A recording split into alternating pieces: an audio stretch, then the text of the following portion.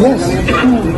Yes, because the mere fact that the body approved, the court approved for the remanding or the returning of the articles of impeachment to the House of Representatives is a manifestation that they agree to my privileged speech that the articles of impeachment, the impeachment complaint is constitutionally infirm, and you should have listened to the explanation of the proponent of the amendment to my motion. Klaro man, in-explain niya, di ba? Pero para sa inyo, tawag to dismissal na ito kahit pa paano? Para sa inyo? More or less.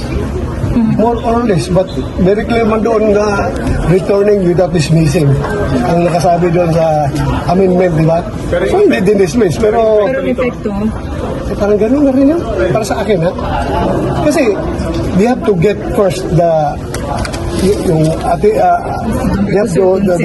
House of Representatives should attest that they did not violate the 1-year bar rule.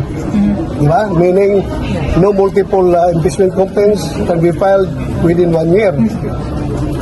I doubt if they can attest to that. So, tingnan natin paano attestation na gagawin nila. Number 2, they should get the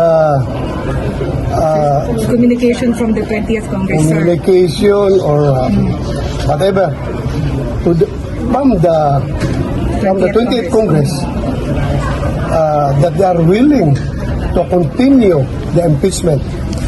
So kailan naman kukuha yan? The 20th Congress. Once the 20th Congress is alive.